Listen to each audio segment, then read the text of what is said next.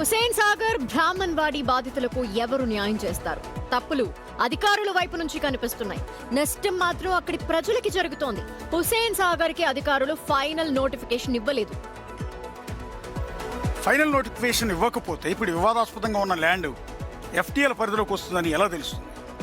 Final notification ఇస్తే buffer జోన్లో ఏ భూమి ఉంది, ఎఫ్టీఎల్ పరిధిలోకి ఏ ల్యాండ్ వస్తుందనేది తెలుస్తుంది. అధికారులు ఎఫ్టీఎల్ బఫర్ జోన్ హద్దులు పెట్టకపోవడంతో అవగాహన లేక అమాయకులు ఫ్లాట్లు కొని మోసపోతున్నారు. అనుమతులు అధికారులు ఇచ్చి భూముల రేట్లు పెరగగానే ప్లేట్స్ తిప్పేస్తున్నారని విమర్శలు వినిపిస్తున్నాయి. బ్రాహ్మణ్వాడి భూముల విషయంలో ఇరిగేషన్ అధికారులు గతంలో 2 సార్లు ఎన్ఓసీలు ఇచ్చారు. ఇప్పుడు ఎఫ్టీఎల్ పరిధిలో ఉందని హైడ్రాకి కంప్లైంట్ ఇచ్చారు. అక్కడ ఫ్లాట్లు కొన్న 300 మందికి ఎవరు న్యాయం చేస్తారు? ఇప్పుడు ఒకసారి సుజాత దగ్గరికి వెళ్దాం. ఆల్రెడీ ఇందాక లైవ్ తీసుకున్నాం, ఇంతకు ముందు బులెటిన్లో కూడా. సుజాత, ఏంటి సిటీ మధ్యలో ఈ గొడవ ఏంటి? ఈ ఫ్లాట్లు ఎప్పుడు కొన్నారు? ఎప్పటి నుంచి వివాదం మొదలైంది? బఫర్ జోన్ ఎఫ్టీఎల్ అనుకుంటే వాళ్ళకి ఎన్ఓసీ ఎప్పుడు ఇచ్చారు? ఈ ఫ్లాట్లు కొనుగోలు చేసింది 2018, 19లో కొంతమంది కొనుగోలు చేశారు. అంతకు ముందు 2012లోనే ఫ్లాట్లను కొనుగోలు చేశామని చెప్తున్నారు. అయితే 2019లో ఒకసారి ఎన్ఓసీ ఇచ్చారు.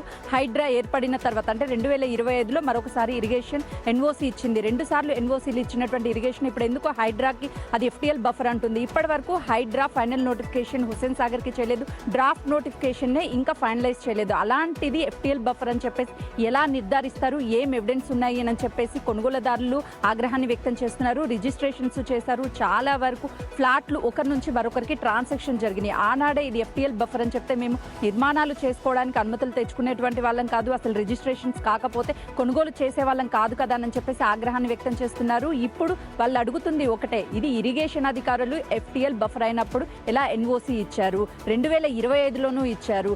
ట్రాన్సాక్షన్స్ రిజిస్ట్రేషన్స్ ఎలా జరుగుతున్నాయి? మాకు సమాధానం చెప్పాలి అధికారులు అని చెప్పేసి వాళ్ళు క్వశ్చన్ చేస్తున్నారు. హైడ్రాని ఒక్కటే అడుగుతున్నారు, ఫైనల్ నోటిఫికేషనే మీరు ఇవ్వలేదు, ఇరిగేషన్ అది ఎఫ్టీఎల్ బఫర్ అని చెప్తే మీరు ఎలా చర్యలు తీసుకోవడానికి ముందుకు వస్తున్నారు? అసలుకి హైడ్రాకి ఏం సంబంధం అని చెప్పేసి వాళ్ళు క్వశ్చన్ చేస్తున్నారు. వాస్తవానికి హైడ్రా ఈ హుసేన్ సాగర్ కి సంబంధించి ఫైనల్ నోటిఫికేషన్ అయిన తర్వాతనే ఎఫ్టీఎల్ బఫర్ ఎక్కడ అని చెప్పేసి వాళ్ళకి ఒక అంచనా వస్తుంది.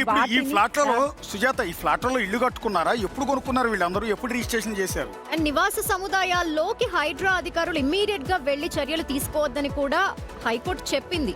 మరి ఎందుకు హైడ్రా మళ్ళీ అగైన్ అత్యుత్సాహమే చూపిస్తోందా అక్కడ?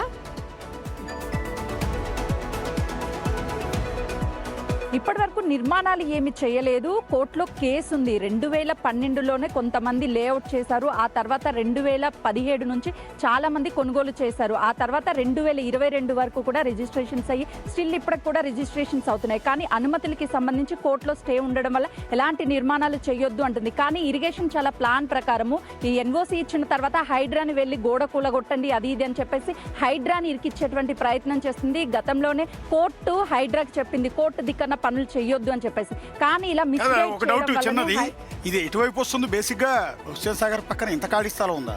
ఇది రియల్ ఎస్టేట్ వెంచర్ వేసి వెంచర్ లో ఫ్లాట్లు కొనుక్కునే అంత ఖాళీ స్థలం ఉందా?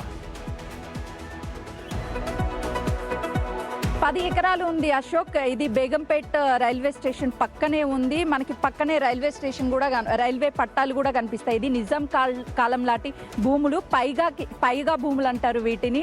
ఆ టైంలోనే నిజాం నవాబు వాళ్ళు ఈ భూములని ఒక ప్రైవేట్ లిమిటెడ్ వాళ్ళకి అమ్మారు. ఆ తర్వాత వీళ్ళు ఇక్కడ బ్రాహ్మణవాడికి సంబంధించినటువంటి కొంతమంది కలిసి రిటైర్డ్ ఎంప్లాయీలు దాదాపు 280 మందికి పైగానంటే 300 మంది ఉంటామని చెప్తున్నారు. 2019లోనే ఎన్ఓసీ వచ్చింది కాబట్టి మేము కొన్నాము, మా తప్పు 300 మందికి ఏంటి, ఎవరు ఆన్సరబుల్?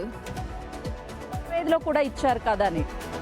ఓకే, ఇప్పుడు ఈ 300 మందికి న్యాయం చేయాల్సింది ప్రభుత్వము. టీడీఆర్ చెల్లించినా కూడా వాళ్ళు ఇవ్వడానికి సిద్ధంగా ఉన్నాము అని చెప్తున్నారు. మరి ప్రభుత్వం టీడీఆర్ ఇస్తుందా, లేకపోతే వీళ్ళకి అనుమతులకి సంబంధించి నిర్మాణాలు ఇచ్చి ఎల్ఆర్ఎస్ ఫైన్తో కట్టించుకోవడానికైనా సిద్ధంగా ఉంటే మేము కట్టడానికి సిద్ధం అని చెప్తున్నారు. 300 మంది బాధితులకి న్యాయం చేయాల్సినటువంటి బాధ్యత అయితే ప్రభుత్వం తీసుకోవాలి. Okay, thank you. ఓకే సుజాత.